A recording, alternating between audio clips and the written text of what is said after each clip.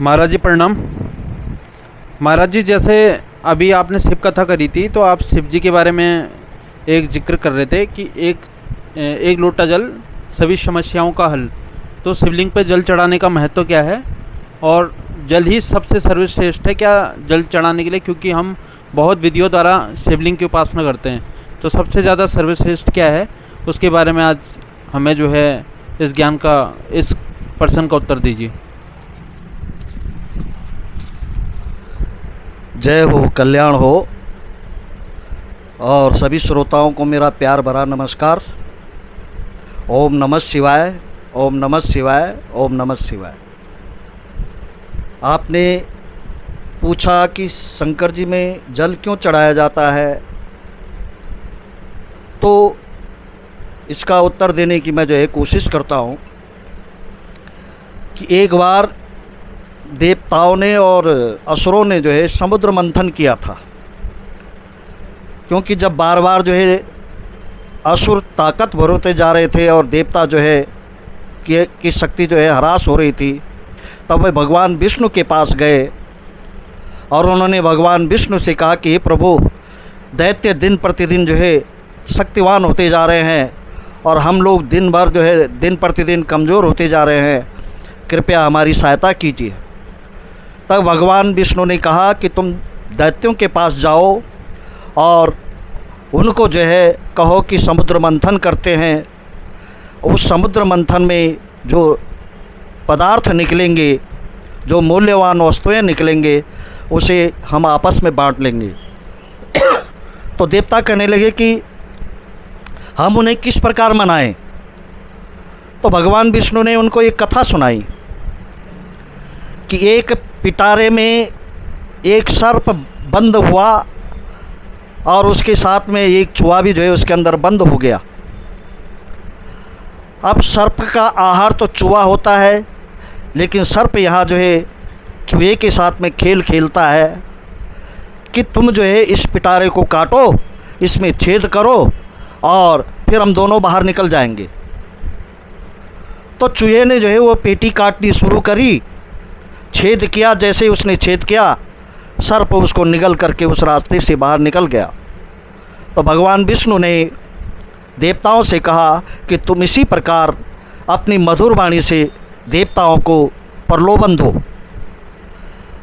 अब दैत्यों को प्रलोभन दो। दैत्यों के पास जब वो गए और उन्होंने दैत्यों को जो है मना लिया, समुद्र मंथन होने लगा। मद्राचल पर्वत की मथनी बनाई गई। बासुकी नाग जो है, जो शंकर भगवान के गले का नाग था, उसकी रस्सी बनाई गई और समुद्र का मंथन होने लगा। लेकिन मद्रांचल पर्वत समुद्र के अंदर धंसने लगा। और उसका मेन कारण क्या था कि उन्होंने वहाँ पर गणेश जी की उपासना नहीं करी थी। फिर भगवान विष्णु वहाँ पर प्रकट हुए, गणेश जी की स्तुति हुई। भगवान उस मद्रांचल पर्वत के नीचे कछुए के रूप में प्रविष्ट हुए और उन्होंने उसको अपनी पीठ में रोका। और दैत्य लोग जो है वो बासुकी नाग के मुंह की तरफ चले गए और देवता लोग जो है वो पूंछ की तरफ चले गए। अब जब मंथन होने लगा तो बासुकी नाग के मुंह से जो है भयानक जहर निकलने लगा। इधर समुद्र भी गर्म हो गया और उसमें से कालकूट नामक विष हलाहल निकलने लगा। अब सारे देवता और असुर जो है वो विचलित हो गए और वो उस मद्रांचल पर्वत को और बासुकी नाग को छोड़कर भागने लगे। ब्रह्मा जी प्रकट हुए। ब्रह्मा जी ने कहा कि तुम तो अभी से छोड़ के जा रहे हो, ये इसमें से जो अमृत निकलेगा वो बिना मंथन के कैसे निकलेगा। तो सारे देवता कहने लगे कि ये हलाहल विष जो है भयंकर विष है, इसको हम नहीं सहन कर पाएंगे। तो ब्रह्मा जी ने कहा कि शंकर जी की स्तुति करो। शंकर जी की स्तुति की गई और शंकर जी वहाँ पर प्रकट हो गए। शंकर जी ने सारे देवताओं को कहा कि तुम विचलित मत हो, मैं इस विष का पान करता हूँ। शंकर जी ने उस हलाहल विष का पान किया और शंकर जी सोचने लगे कि ये विष अगर मेरे हृदय से नीचे उतरा तो मेरे हृदय में विष्णु का वास है, मेरे नारायण को भी कष्ट पहुँचेगा। उन्होंने उस विष को अपने कंठ पर रोक दिया और उनका कंठ जो है नीला पड़ गया। अब भगवान शंकर उस विष के जो ताप था, उस ताप से जो है उनका शरीर गर्म होने लगा। तो भोलेनाथ के शरीर से जो है पसीने की धार निकली और वो पसीने की धार दो नदियों में परिवर्तित हो गई। एक जो है नर्मदा बनी और दूसरी जो है सोनभद्र बनी।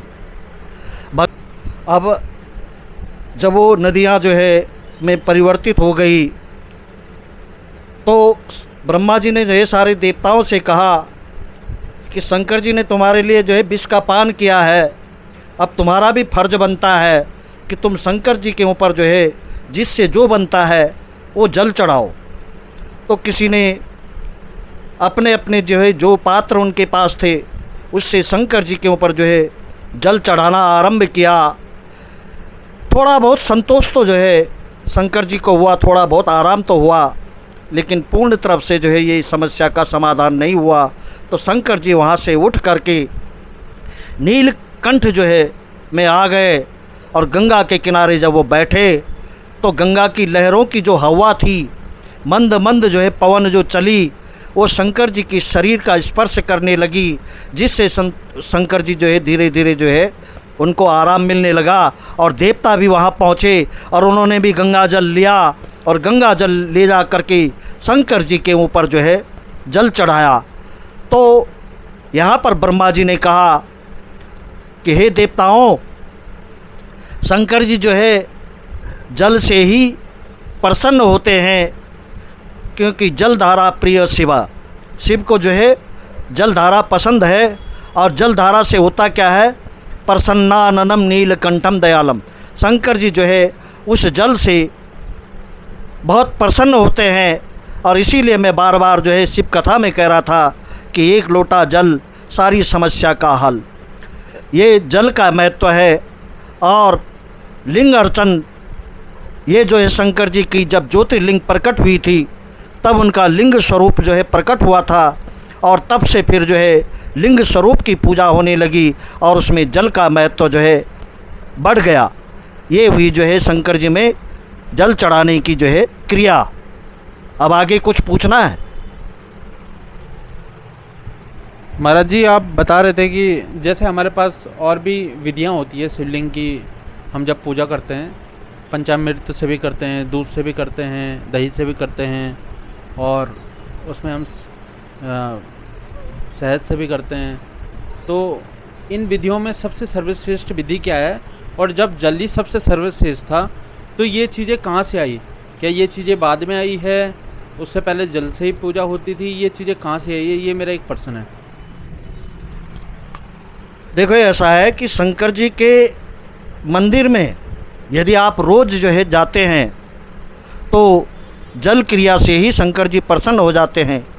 लेकिन यदि आपने कोई अनुष्ठान करना है तो उस अनुष्ठान में षोडशोपचार विधि से जो है उनका पूजन होता है। तब शंकर जी का रुद्राभिषेक होता है और रुद्राभिषेक से पहले जो है शंकर जी को दूध, दही, घी, शक्कर, शहद, पंचामृत का स्नान कराया जाता है और इसका विधान जो है वेदों में है। ठीक है, ये हुई आज की जो है शंकर जी में जल चढ़ाने की विधि।